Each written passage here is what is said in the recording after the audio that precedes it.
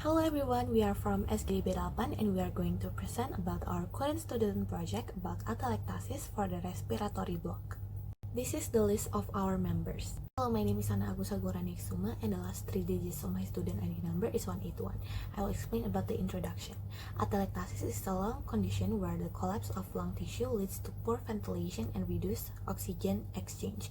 It is classified into two main types, obstructive and non-obstructive, often caused by factors like elevated pleural pressure, reduced alveolar pressure, and surfactant dysfunction. Risk factors include general anesthesia, obesity, pregnancy, inadequate pain management, and thoracic procedures with symptoms like shortness of breath, cough, and chest pain appearing as the condition worsens.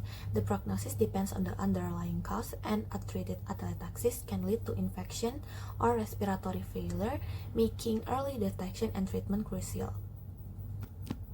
This is the program formulation, objective, and benefits of our student project. That's all from me. Thank you. Hi everyone, my name is Nadia with my last digit number 160 and I'll explain about the definition. So, atelectasis or incomplete expansion is a condition of incomplete expansion of the alveoli and bronchioles. It could be partial or total reversible collapse of the tiny airways, resulting in decreased exchange of carbon dioxide and oxygen that soon will generate an intramulmoral chance. So, in surgical patients, they can manifest a variety of clinical displays on significant atelectasis, ranging from no symptoms to prolonged oxygen need to hypoxemia requiring ventilation and endotracheal intubation, which later will end with acute respiratory distress syndrome or ARDS. Hello, my name is Komangasri Bungas Dani with the last 3 digit of student number is 241. I will explain the etiology of atelectasis. Atelectasis can occur due to increased surface tension caused by airway obstruction, parenchymal compression, surfactant deficiency, or surfactant dysfunction. Atelectasis is generally classified into two types, obstructive and non-obstructive. Obstructive atelectasis occur by direct airway obstruction. For the examples are tumors and foreign body. And non-obstructive atelectasis is not directly by airway obstruction. For the examples are compression atelectasis, adhesive atelectasis, cicatric atelectasis, relaxation atelectasis. That's all for me. Thank you. My name is Anindya with last 3 digit of student number is 159, where I will explain about epidemiology. Atelectasis doesn't show any preference for any specific gender, and its occurrence is not significantly higher in individuals with chronic obstructive pulmonary disease, asthma, or advanced age. However, atelectasis is more frequently seen in patients who are immobilized or require mechanical ventilations, such as those undergoing general anesthesia or being treated in intensive care units. The condition is particularly common after cardiac surgery involving cardiopulmonary bypass compared to other surgeries like thoracotomies.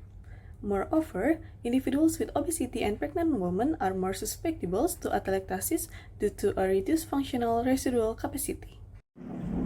Okay, let me introduce myself. My name is Kuriko Saparta. The last 3 digits of my number is 00. I will explain about risk factor of atelectasis, patient factor, children with smaller airways, less developed collateral ventilation, adult with COPD, and high VO2 with risk of obstruction atelectasis risk. The second is anesthesia and surgery factors. The first is mechanical ventilation, risk of atelectrauma, postoperative atelectasis risk within 72 hours, and general anesthesia with combination of obstructive and non-obstructive mechanism. That's all from me. Thank you. Hello everyone, my name is Juanda with last digit number 095, and now I'm going to explain about the pathogenesis of atelectasis. So there are three types about atelectasis that can be defined, and the first one is obstructive atelectasis, which is the common one. It is caused by an obstruction in the airway, such as in the bronchi or bronchioles. This blockage prevents air from reaching the alveoli and the trapped air being absorbed into the bloodstream, resulting the alveoli lose volume and collapse.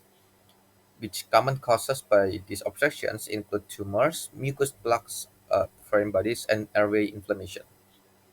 The second type is non-obstructive obstructive atelectasis. which can be divided again in three subdivisions. The first one is compression atelectasis, which occurs when extra pressure is applied to the lung, as seen in the pleural effusions or pneumothorax. The second one is adhesive atelectasis, which is caused by a lack of surfactant, which reduces surface tensions in the alveoli.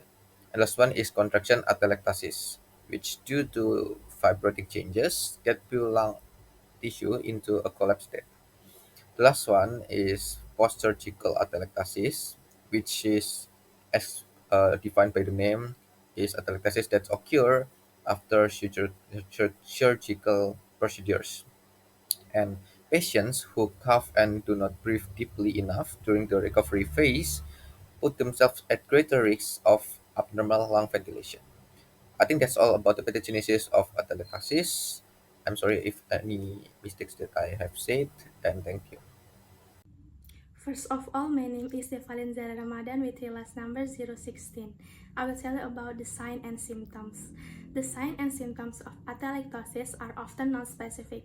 The underlying condition causing the obstruction may lead to symptoms like cough, wheezing, chest pain, and the presence of bronchi. In case of infection like bronchiolitis, bronchitis, pneumonia, tuberculosis, or conditions such as asthma and cystic fibrosis, atelectasis generally does not alter the clinical presentations unless the affected area is large. Indication of atelectasis can include localized reduction in breath sounds or a persistent wheeze. There may also be decreased chest wall movement. If a major bronchus is obstructed, a wheeze may be heard, and elevation of the diaphragm may be observed. Okay, thank you for the opportunity. My name is Vanessa Wijaya with the license number 116, and I will explain how to evaluate atelectasis. So atelectasis is evaluated by using patient risk factor and also the symptom. The risk factor are young age, chronic obstructive pulmonary disease, and also using of general anesthesia. And the symptoms are the shortness of breath, both with or without sputum, chest pain, and tachypnea. Both of these are the basis for evaluating the atelectasis. Besides evaluation of atelectasis can also be assisted by several modalities such as X-ray, which is useful for atelectasis that already have significant lung change that is depicted by the presence of horizontal lines like plates in the affected tissue lung. And then there is chest computed tomography to know there is a decrease in volume on the affected side of chest. And then there is fiber optic bronchoscopy, which is used to determine what obstruction is causing this disorder, such as a tumor, mucus plug, or foreign body. And the last modality is arterial blood gas, is useful for assessing whether artery hypoxemia and respiratory alkalosis occur. Okay, that's all from me. Thank you. Hello, my name is Lishana Benkakusuma with 3 last digits of student ID E025. Now I will explain about treatment and management of atelectasis. Treating atelectasis primarily involves addressing the underlying disease and chest physiotherapy. The effectiveness of chest physiotherapy can be improved by the use of auxiliary devices. Furthermore, chest physiotherapy with salbutamol nebulizer increase mucociliary function. The administration of pharmacologic agents such as mucolytic agents, acetylcysteine, and recombinant human DNA, Dernus alpha, can increase mucous drainage. Sitting upright enhances functional residual capacity, which helps reduce atelectasis. Other interventions like early ambulation, deep breathing exercise, and the correct use of incentive spirometers or acapella devices help maintain airway patency and lung volumes. The use of bronchoscopy is an option for managing atelectasis, especially when coughing or suctioning have failed and mechanical obstruction of the bronchus is suspect. Bronchoscopy should be performed if early ambulation, bronchodilator, incentive spirometry, and humidity show no response after 24 hours. Thank you, and next slide. Hello, my name is Komando Suramotama with the last three digit starter number 221. Several conditions may present with similar clinical and radiologic findings. A differential diagnosis is critical to ensuring accurate diagnosis and treatment. One of the primary conditions that must be differentiated from atelectasis is pneumonia, which also leads to lung consolidation.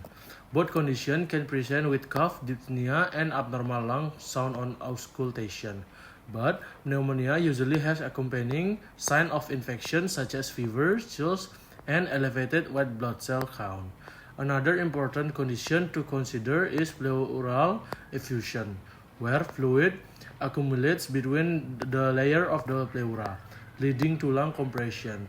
Like atelectasis, pleural effusion can cause shortness of breath and reduce breath sounds.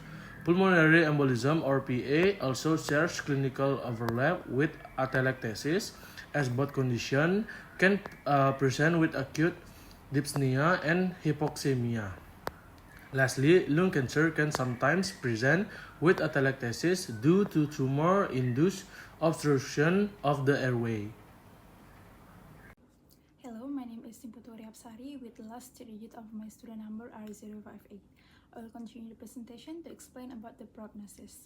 The prognosis of atelectasis or lung collapse can be various based on many factors. The determinators are underlying cause, the severity level of atelectasis, and the method of the treatment. In the case of pneumothorax and pleural effusion, often have a good prognosis and resolve within 24 hours after surgery, and have the worst prognosis in children with lower lobe atelectasis. That's all from me, thank you. Hello, my name is Irene with last digit number 156. I'll explain about the conclusion and suggestion. So, atelectasis is a condition where part or all of the lung collapses, reducing oxygen exchange. It commonly occurs after surgery or due to blockage in the airway, but can also result from lung diseases, infection, or pressure on the lungs. Symptoms include shortness of breath and rapid breathing. Treatment options include chest physiotherapy, ventilation support, and sometimes bronchoscopy to clear blockage. The prognosis varies depending on the cause, with reversible cases typically having better outcome. To prevent atelectasis, regular physical activity, deep breathing, exercises, and avoiding smoking are key after surgery or early mobilization, and using devices like intensive spirometry can help expand the lungs. Researchers continue to explore better therapies and diagnostic tools to understand and treat atelectasis. Collaboration between healthcare providers, researchers, and patients is essential for better prevention and outcomes. So that's all from our SGD. Thank you for your attention.